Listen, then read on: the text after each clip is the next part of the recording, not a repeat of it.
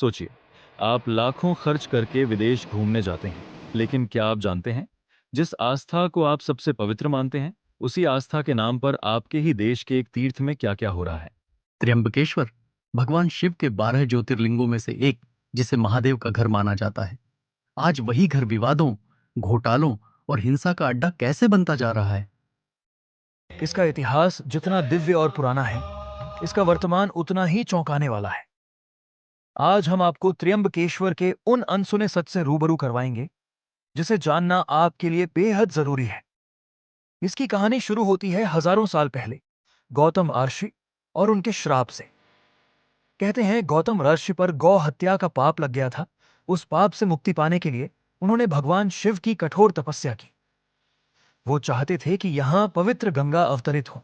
उनकी तपस्या से प्रसन्न होकर भगवान शिव ने यहां गंगा को गोदावरी नदी के रूप में प्रकट किया और गौतम ऋषि के आग्रह पर वो स्वयं यहां ज्योतिर्लिंग के रूप में विराजमान हो गए। यही चीज त्र्यंबकेश्वर को सबसे अनोखा बनाती है। यह सिर्फ शिव का नहीं, बल्कि त्रिदेव का घर है।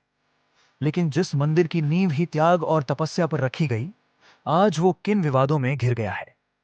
तारीख मध्य अगस्त 2025। आस्था के इसी महाकेंद्र में कुछ ऐसा हुआ जिसने देश भर के भक्तों को सोच में डाल दिया। ये तस्वीरें देखिए।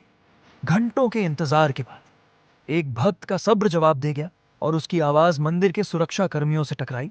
लेकिन बात इतनी आगे चली गई कि देखते ही देखते ये बहस हिंसक मारपीट में बदल गई।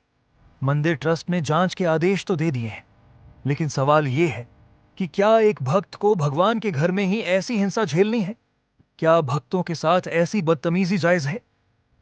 लेकिन ये तो सिर्फ शुरुआत थी।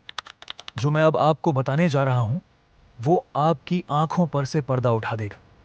जब आप और हम भगवान के दर्शन के लिए ऑफिशियल वेबसाइट पर स्लॉट ढूंढ रहे थे, तब कुछ जालसाजों ने आस्था को ही अपना सबसे बड़ा ऑनलाइन बाजार बना लिया था। त्र्यंबकेश्वर के नाम पर एक पूरी की पूरी नकली वेबसाइट बना दी गई। असली दिखने वाले वीआईपी पास भक्तों को हजारों लाखों में बेचे जा रहे थे। इस दर्शन पास घोटाला का जब पर्दाफाश हुआ, तो सामने आया करोड़ों का खेल। सोचिए, जिस श्रद्धा से आप भगवान के दर्शन करने जाते हैं, उसी श्रद्धा का फायदा उठाकर कोई आपको ठग रहा था।